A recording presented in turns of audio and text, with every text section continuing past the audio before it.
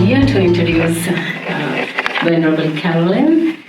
She is a resident nun at the DHARMA Institute for Wisdom Culture here in Auckland. It is a Tibetan Buddhist center offering classes in meditation and yoga. DHARMA Institute is one of the oldest Tibetan Buddhist centers in New Zealand. Venerable is a British and have been a Tibetan Buddhist nun for over 30 years. She embraced Buddhism in New Zealand and has worked in several centers in various countries. Lucky we are because she's back now in New Zealand at the same center where she started her spiritual journey. Venerable Carolyn hopes to continue her journey for a few more years in the enlightened path. Please welcome Venerable Carolyn, who's going to talk about desires. Her topic today is, what do we do with our desires?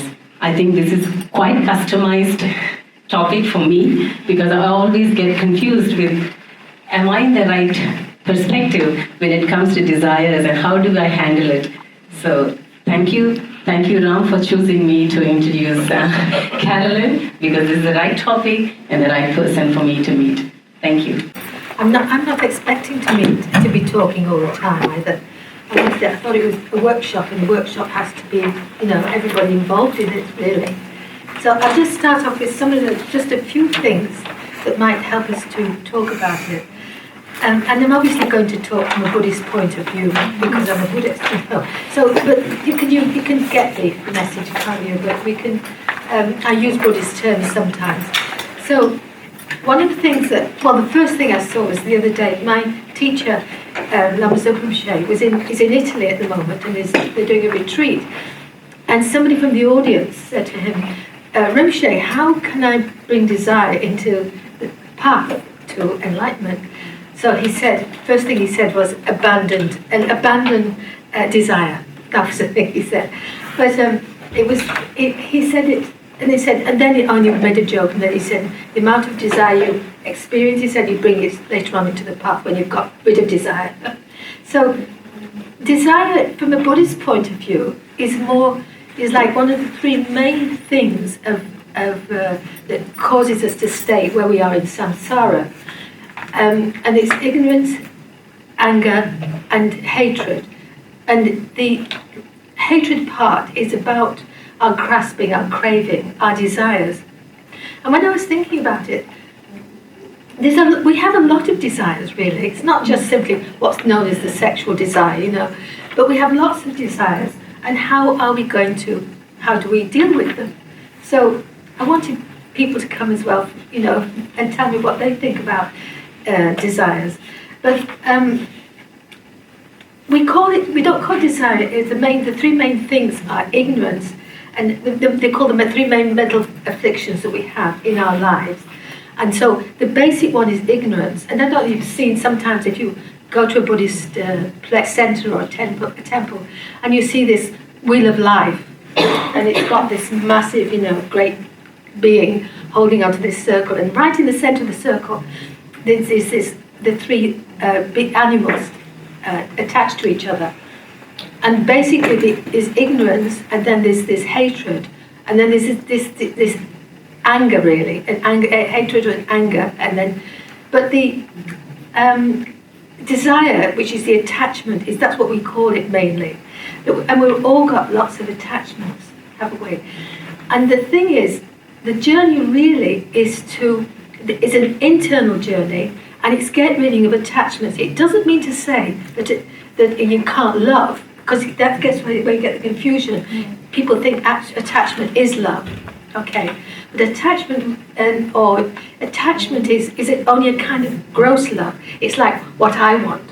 I'm craving for this person, and when they go, oh dear me, So it's not real love. Whereas if we can get rid of the attachment to the person, then we can start to love them properly. Okay?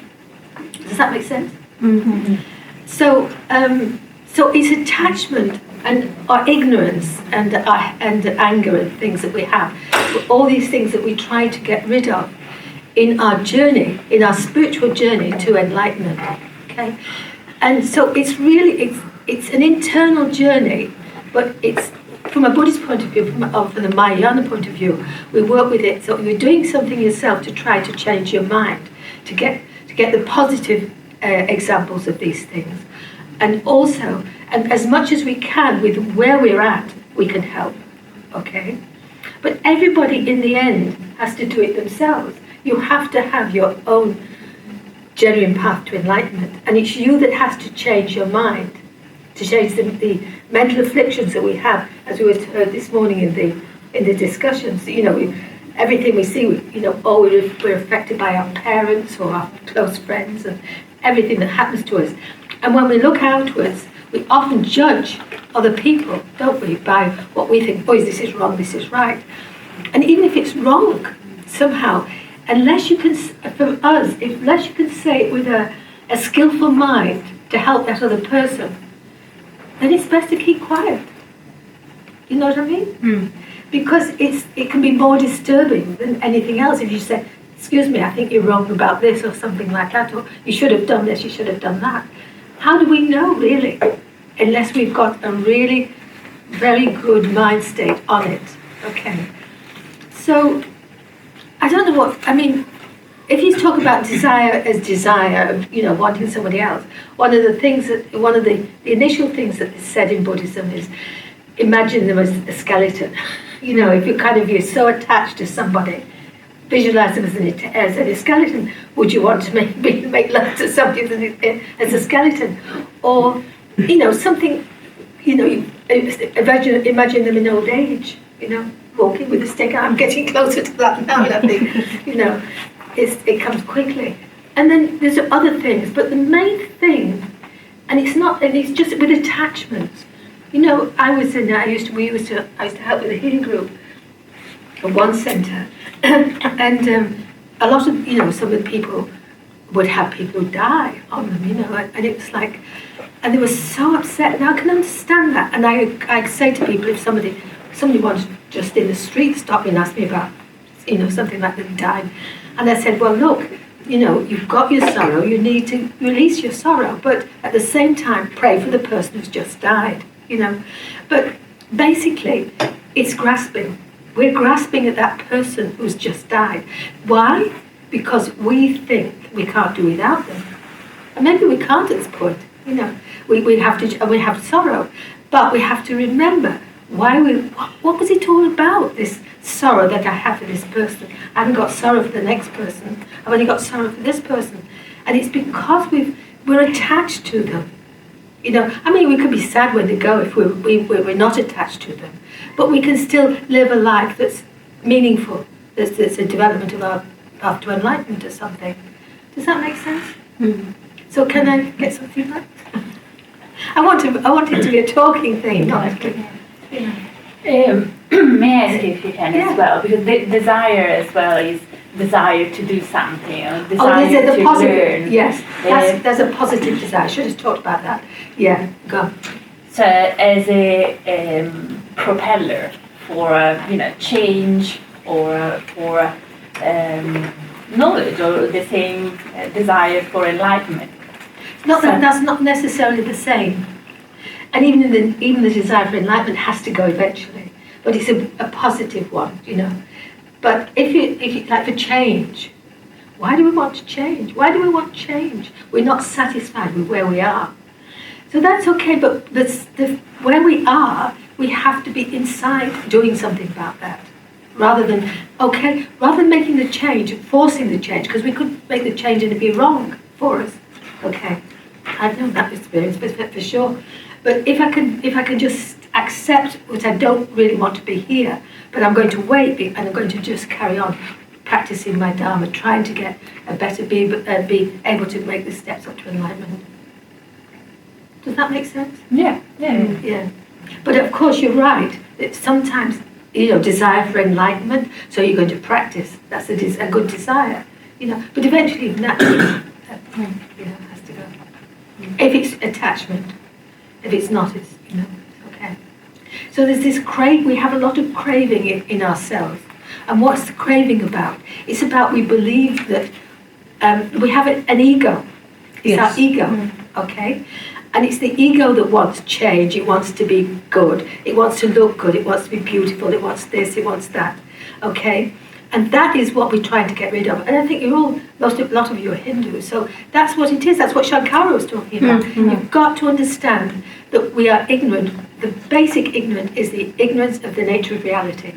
Okay?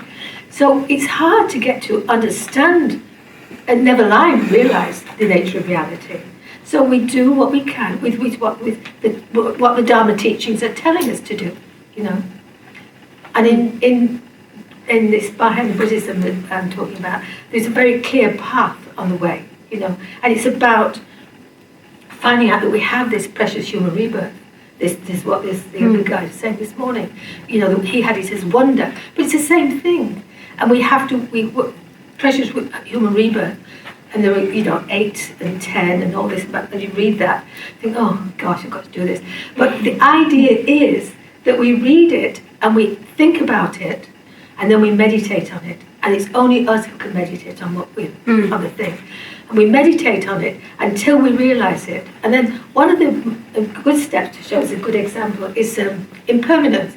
Now we all think we know impermanence, right? No, everybody knows impermanence. But do we realize it? So if somebody dies, we're so shocked, amongst other things. Why should they die? You know, we're impermanent. We're all going to die.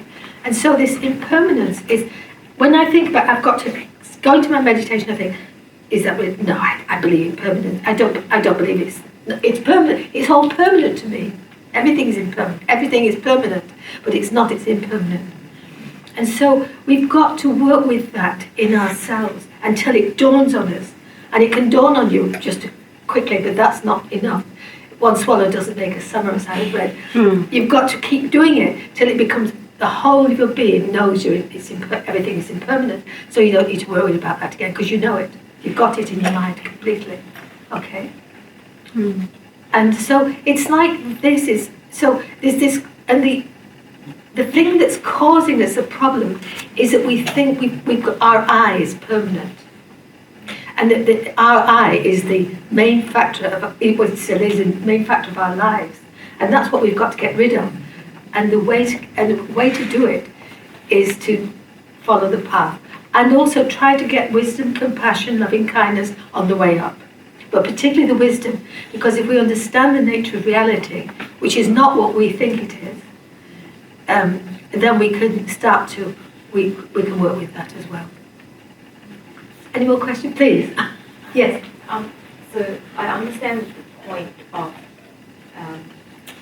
disintegrating your desires, or in a way, is so that you can have more freedom in making clear choices with what you do, how you feel. It becomes less imposing or less of a handcuff to you when you act in the world outside. But what I always seem to miss the point on is how then do you continue to motivate yourself to act? That's a good point. I think it's a good point. And in Buddhism, it's definitely, which is the first thing that the Buddha taught was suffering. And I think, but suffering, if we can see that we suffer and that all beings are suffering, I think, if we've got some loving kindness, or we have to start with loving kindness and get that. So we have loving kindness for all beings, then we don't want to see them suffering. So we need to get enlightened so that we can guide them properly in the path. So does the motivation come from? It can come from something. It can't come from you. You've got to think of something that will give you the motivation, to do it. And I was thinking about that, suffering, or I think suffering is a good one. I think that seems a universal one. And because we don't think we suffer in the West so much. And I was thinking about that not long ago, and I was thinking, well, we don't. Why the Lama's always talking about if we have pleasure, it's saying if you go for something you want, if it's pleasure you want, then it's a suffering. I think what's it what they're talking about really? But for me, I could see that it's a certain amount of pleasure, and then it goes because it's always impermanent, and then we look for another one, but it's always the same level almost. So we just have this round of birth, sickness, old age, death, and it's just going on and on and on. And the only way we can get out of it is to follow a spiritual path. So it's kind of finding what suits, what will get at you, And if it's not just straight suffering, seeing all the, the world and everything is suffering, but maybe I don't know. Suffering seems to be the right thing for me to do. What anybody else got something? I was just thinking, it depends on your vision. It does. So that's right. desire is at different level. When you want this, you want that. But when vision is No, desire isn't that. No, desire is the same thing. What I'm talking about desire. Yeah. It's a form of attachment. Right. So you want this and you want that as well as desire. But when we have vision, like vision of coming out of the karma cycle, as you suggested, or bondage. So once we recognize the bondage, then our vision would be to come out of it, and that would perhaps motivate. Yeah, it's got to be something that's, but like for you, it'd be that. Yeah. You've got to find something that would motivate you, but you've got to believe that there is a circle, and that when you die, you're going to go back again and back again and back again, unless you get out of it. So I want to get out of it. How are you going to get out of it? What's the motivation when you get up at, what do you say, 6 o'clock in the morning, and you look at instead of reading instead of you doing your meditation, you do something else. What is it? You're bored. Why am I bored? Because I've not got the real motivation that I should have. So it's up to you. But if you think of suffering, and definitely this is what Buddhism talks about, the basis is often suffering. The first noble truth was the Buddha said that everything was suffering. I think my question was more geared at, so when you're on that path where you're trying to give up your desire, where you say, all right, I'm going to drop this because I realize the fruitlessness of it, how do you motivate yourself to continue acting if you don't have... Right, because you've got to, that's what I'm saying, you've got to have a clear, definite, first of all, a definite decision inside yourself, not just a mental one. It's like thinking about it. Do I want to get on this path? If I do, maybe desire is one of the biggest things. Might be desire. So I'm going to get, but it can't happen it rarely happens straight away. You've got to keep working on it, and you've got to work on it from inside, from your original decision. I think. There was I remember years and years ago. I'm really sorry I never wrote the author's name down, but it was a book about. It was a British man who went travelling in Europe because he wanted to become a Christian monk, but he didn't know which tradition he wanted to be in, or he thought he might want to be a monk.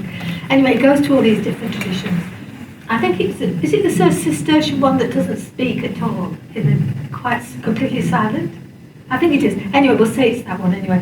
So he finally gets to the Cistercian monastery, and there's this complete silence. Nobody speaks at all. And he said must have been a busy life, because he said the first 4 or 5 days, I think, he just would sleep, and then when the bell would go, he'd get up and go and get his meal and go back and sleep. And then eventually he got used to it, and he didn't even sleep. He slept less than he normally did. But he was telling about the young man who had started the Cistercian monastic system. And he said that apparently he'd been connected to the church anyway, because it was in the Middle Ages and people inherited things, didn't they, in the church and all that kind of days. Anyway, he'd had a lady friend, or a woman, and he used to see her. And he went one day and they said to him, oh, she's not feeling well, she's got a cold. So he said, okay, I'll come back another day. So the next time he came back, he saw her head on this dressing table. And that was it. Complete renunciation. He knew she was dead, and he completely renunciated, and he started the monastery. And that was it. And he never looked back after that. But I think that must be very unusual. It's an unusual situation anyway. But that immediate renunciation. I think so for a lot of us, we have to keep working on ourselves and what was our original decision. And if it's gone, and what we're doing now to get out of samsara. And the way to get out, most people need a path. Most people they can't do it by themselves usually. There's some very rare, but I think Rumi's master, Teresa, was one who could do it by himself, but not most of us can't. So we need to find the right path, and the right path that suits us. Like we've got Hindus and we've got Buddhists here, and there's Muslims and Taoism and things, Jewish, and Christianity. And I think that always we have to decide what it is that we're going to how can get us out. And the way to get us out is, we could say, follow a path. It maybe comes to us, we can do more by ourselves, but at least we have a path at the first to get us on our way. To start on. And the path we need, and we've got to trust the teachers too. You know, are they teaching the tradition? But even that you can, I think, I mean, I remember a friend of mine phoning me up and saying, oh, you're trying that, are you now? So I said, I've been doing it for over 30 years, so it's okay.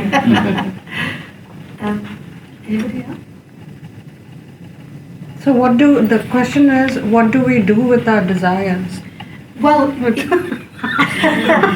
I understood. That it arises out of ignorance and a desire to fulfill our egocentric. Okay. Let's fast forward. Okay. Yeah. Fast forward to the desires. Fast forward. I understand. Yeah. It's caused by ignorance, and I know I'm not attached to them.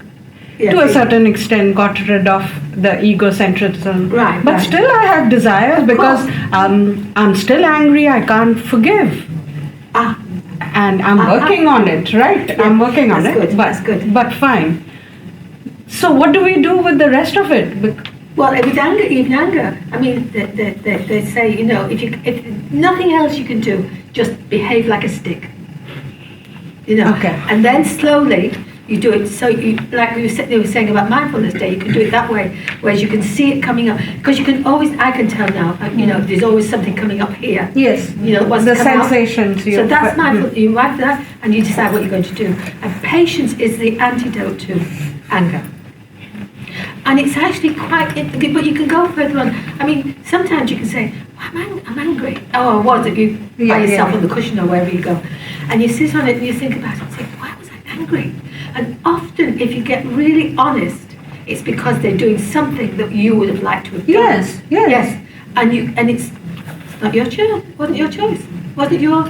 Normally, I understand that that you project your own desires onto someone else, and if you don't like something in someone else, it's because it's a reflection of yourself. That's right. But then you have to find it. Yeah, and then you've accepted it. Okay, you change it. Yeah. But the specific desire I am addressing is anger, because if you feel that you get rid of it and forgive, it's like you're condoning the action that was, or the injustice that was done. It does sometimes, doesn't it? And that is very difficult to comprehend. No, it's somehow by you accepting the anger in yourself and dealing with it, you're creating the causes, so you don't get that anger again aimed at you, or you aiming at somebody else. Because you've kind of got, it doesn't happen overnight. You know, you've got to keep trying. And so you start with that, you know, being a stick if necessary, because it's not good to anger anger only harms. And that's one of the basic things about being human being, is not to harm, okay?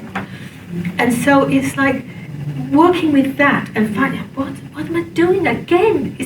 I had someone not long ago, I was ages and ages working. I kept saying, and I think it's right, and go out, and stop again. I mean, I wasn't arguing, I wouldn't anger. I could feel it coming up, you know. And then I would go again, and it's not the right thing, it was something else again. And finally, I think I got it the other day. I don't know where, I've got to see the person first, but it was something that they had said in the past, which was about me, but I wasn't acknowledging it. And so somehow, I don't feel so I could lose my cool with them now. But it's always to do with us, really. And if you can't see it, it's like, do you want to hurt? You're hurting when you get angry, aren't you? How does attachment come into it? Because I understand what you're saying. Okay, you feel the anger, you don't react. That is to behave like a stick. You don't react, you feel it, and you're observing it. Okay, and with the intention of slowly dissipating it and letting it go. By getting to know what it was you were angry about in that person. Because it's to do with me. And then, what is the role of ignorance and attachment to this, and how to... So, hatred, hatred, anger when it gets really, really bad becomes hatred, you know, and that's a deep, one that's not nice. Psychosomatic. Yeah, and so the ignorance is that we don't understand. We don't understand the nature of reality. We don't understand what we really are, and what everything else is about us. That's the Shankara thing at the top. And so we have to go with what we can embrace, and the idea is not to be angry. At least anger doesn't really get it. It can get you somewhere. Well, no, it can't get you with the grasping mind, with the angry mind, with the ego. You can't get that anger. Anger hurts if you've got an ego. But if you haven't got an ego, anger can be useful. But that takes a long time. Yes, to get rid of the egos. Yeah. I'm glad you appreciate that. Yeah, and I understand that it is mostly because of my ego that I'm not letting it go. Yes. That is, the anger is still there. Because you know, and it's good not to suppress it, you know, but to work with it. Why am I angry with this person now? You know. And if you can't answer it, why are you angry? That's another good question. Yes, yeah. Because you can't answer your own anger. Yeah.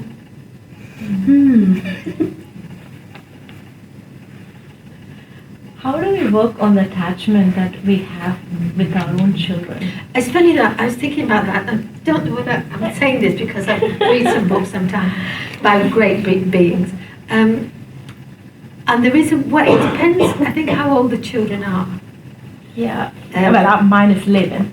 So yeah, so that's quite good. No, I think that's still okay. Because after about, we used to have in Britain, it would be 21 and you were, supposed to be an adult. But, and it's down to 18 now. So I think then you don't have the same responsibilities. But as a mother and a parent, you have responsibilities to your children. So you're wanting to, but the idea is that you bring them up so that they're free to move around, But when we're angry with them, sometimes it's because we want them to be with us, It's just something I was thinking about that. May I interject? Yeah. The way I got rid or worked on getting rid of my attachment to my children is I read Khalil Gibran had said that the children is of us but not for us. That's and right. Also I think I read just a few weeks ago that the children we are trustees of their lives. Yes. So we are here entrusted to look after them, educate them, and make them free to go.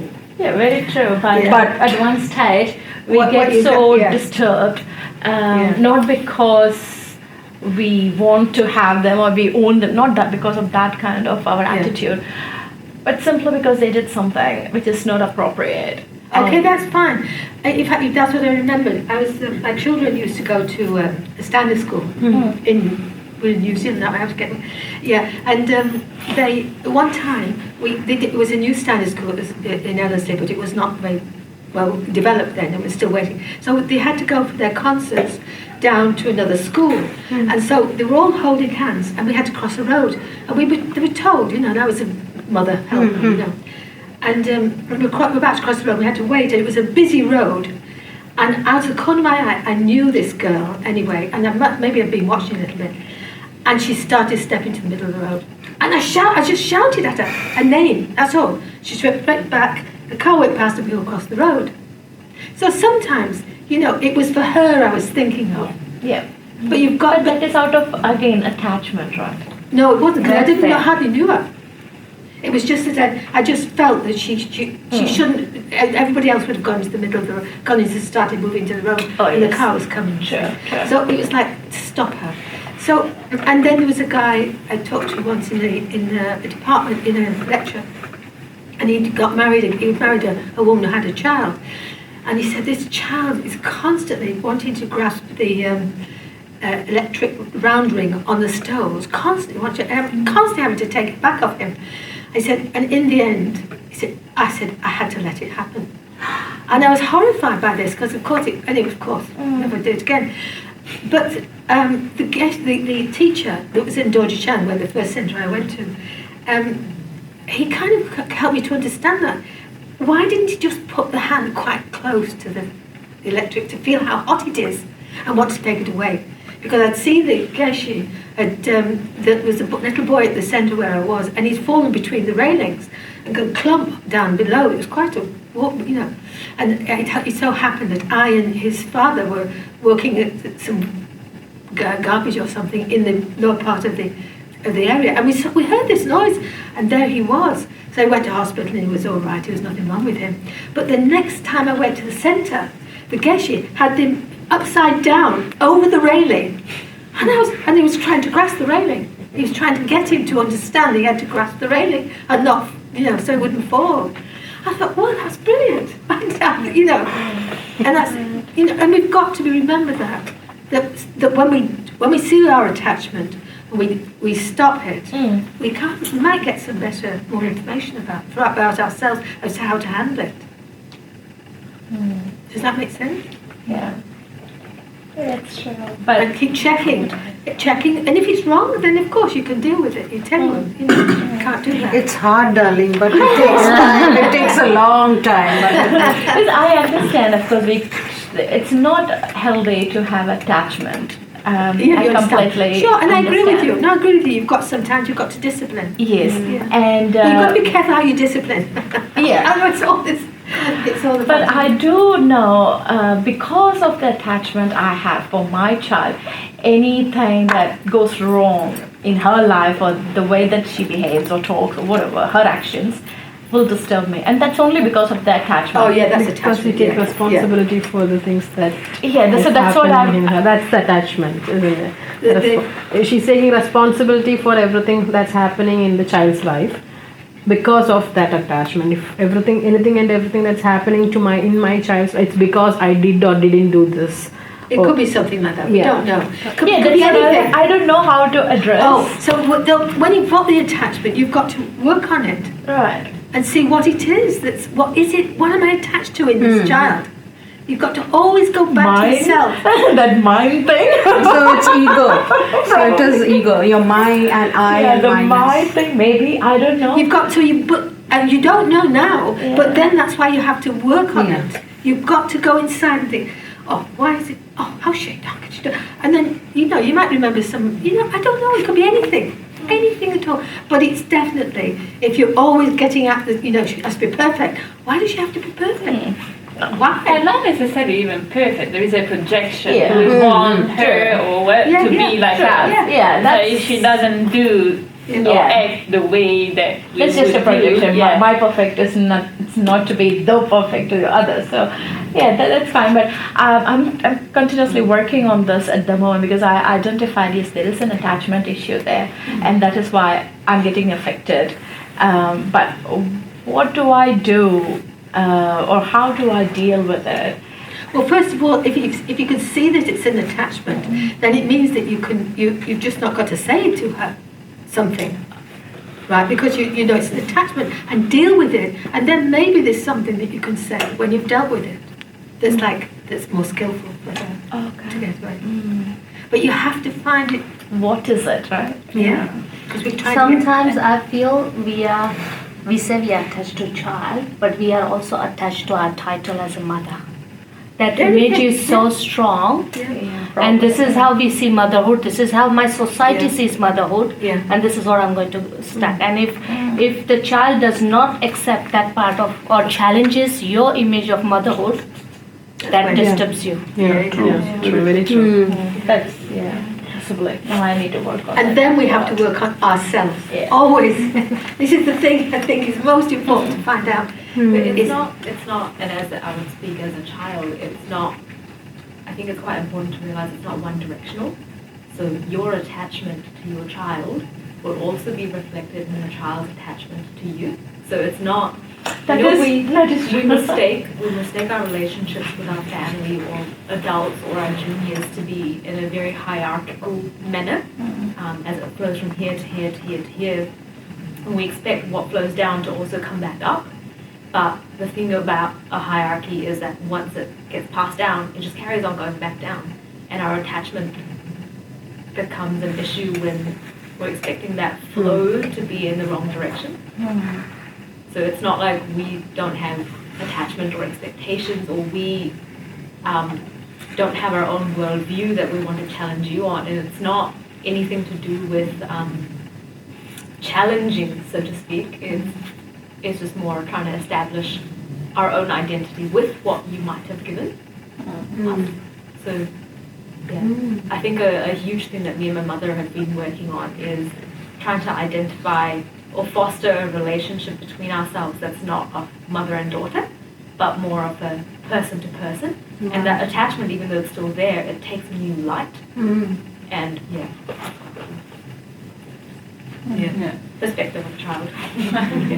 Yeah, but it's, I think if you're talking about younger children, it's more that it comes from the mother, the father, the parents. You know what I mean? That they have to deal with it. I mean, I think children naturally have attachments because they need protection, so they're going to go to.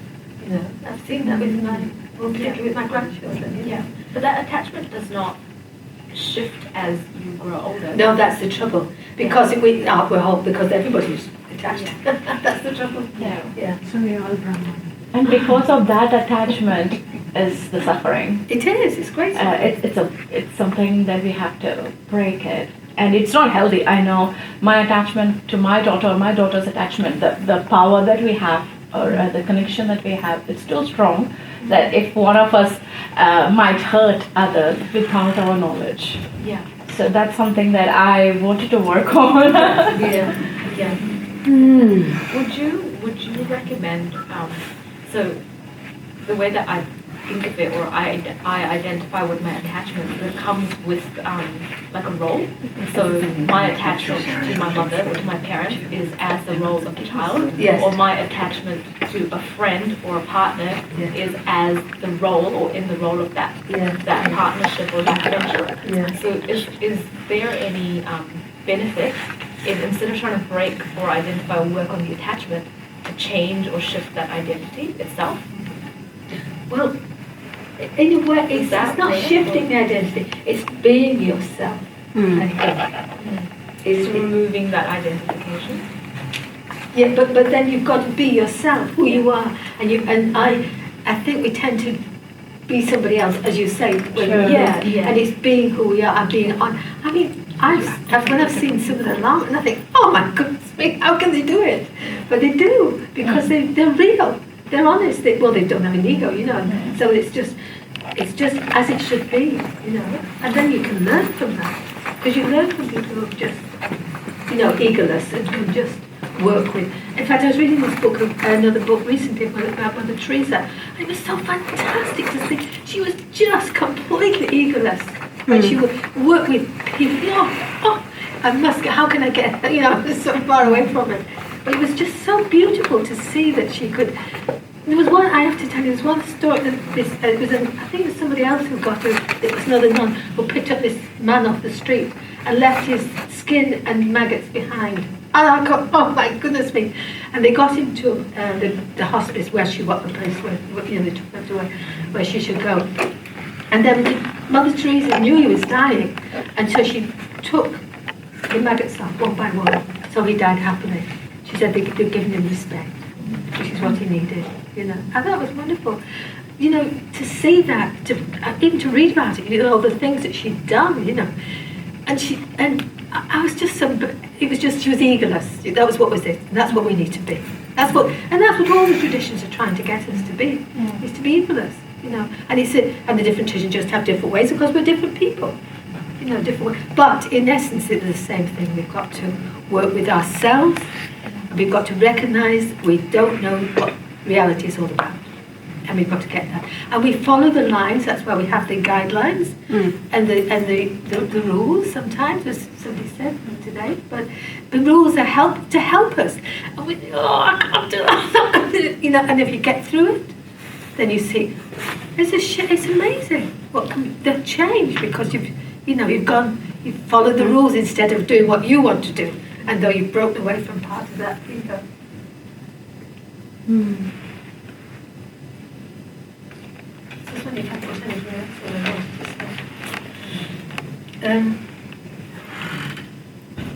Oh yeah, like sometimes also you can have. Oh, you've got to stop soon. Also, you can have this kind of grasping that's, just everyday life. We're grasping for things. Grasping, and we don't always know about it either. But one of the healing groups we had at our institute, there was a lady. She said, we got a new Mercedes in her house. And she said about two days later, she looked out of the window and her son was cleaning it with one of these pan scrubs. So, you can imagine what was happening then. He was doing his best. I'm sure he was doing his best. And she's laughing at it. And then another lady said to me, she said, apparently they've done some research and you can buy something from the shop and by the time you get to the counter to pay for it, you don't want it.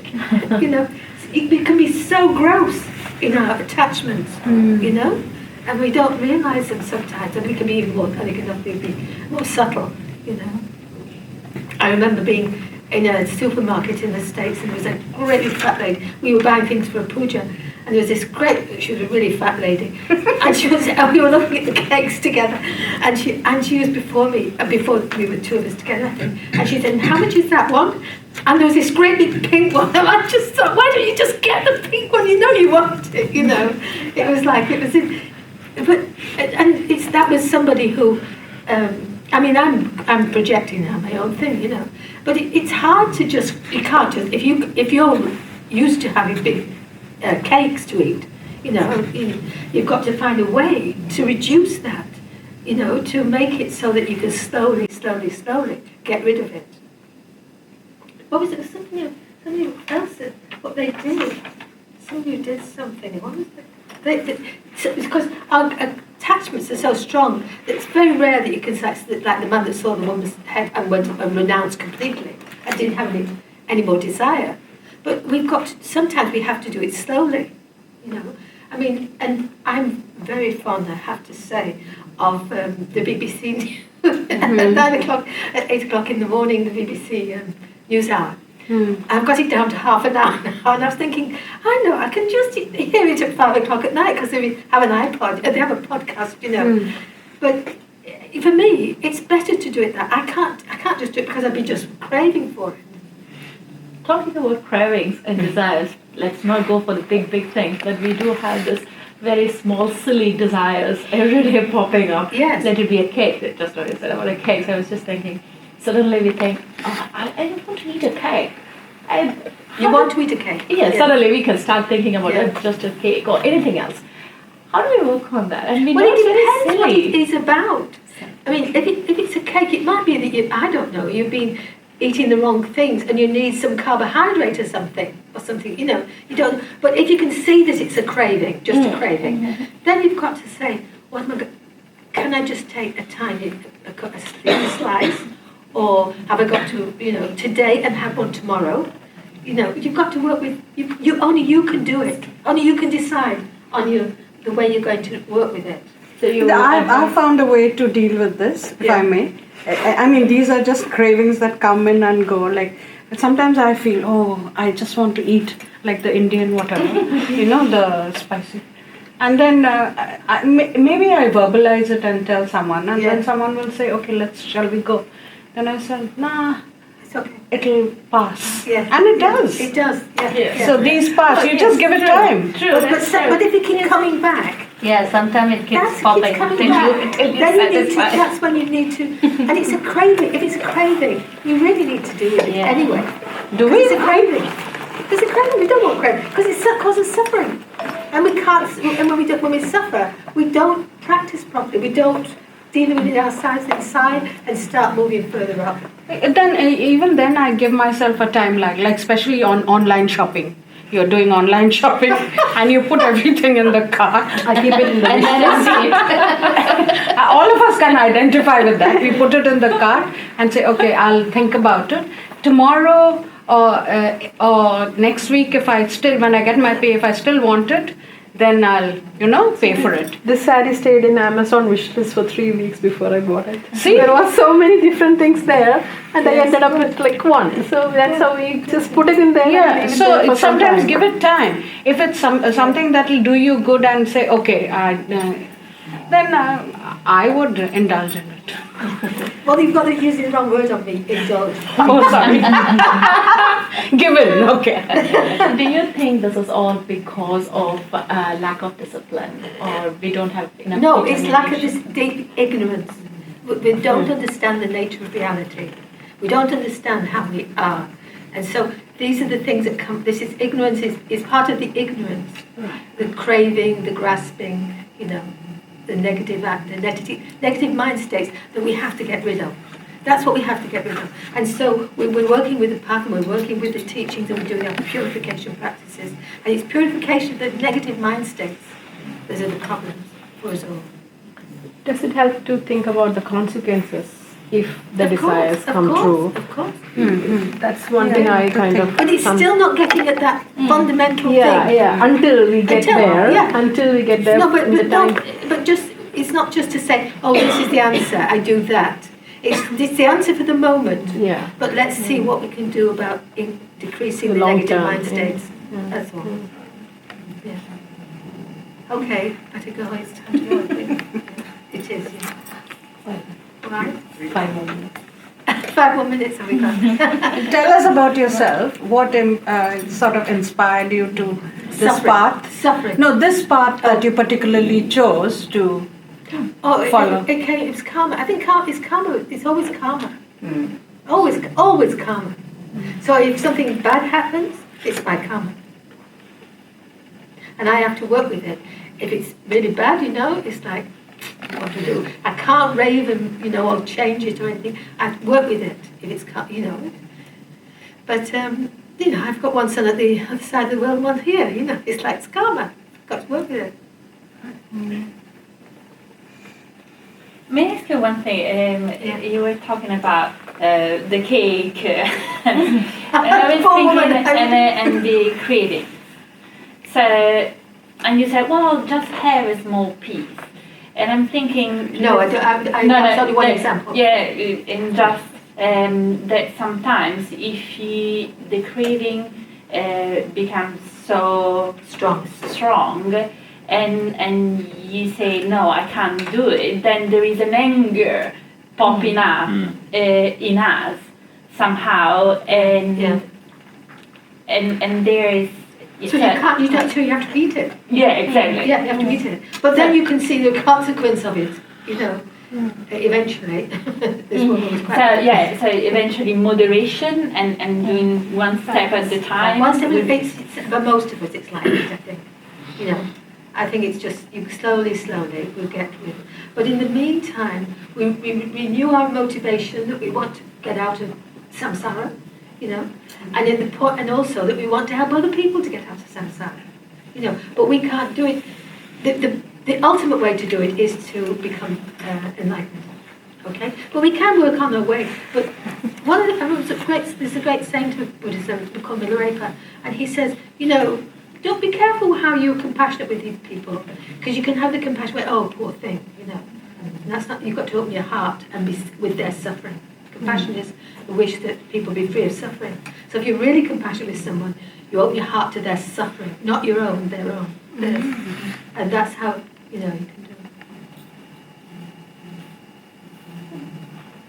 And the same with happiness. Loving kindness, we should say, loving kindness is happiness. Loving kindness is the wish that all beings be happy. So that's the idea that we're to develop, But loving kindness is that you want to love, really loving towards that person, which often means that the same with compassion. Love and compassion, you have to have love and compassion for yourself too. And a lot of people have found that quite difficult. Yeah, just because we love someone, we end up doing something more than what we are, or we can. Yeah, and then you get angry because they're not doing what they want. Excuse me, I've done all this. Yeah. And then you've just, I remember somebody being in my class, in one of the cleaning classes. I did all this for them, and I was kind, I was so compassionate towards them, and then they turned around And it was her compassion, not seeing the other person, it was how she saw this sorrow, how she would have done with it, instead of opening her heart to the person suffering. Yeah, I just said it's okay. I'm losing my voice. That's why I don't speak this morning. Okay, I think we should close.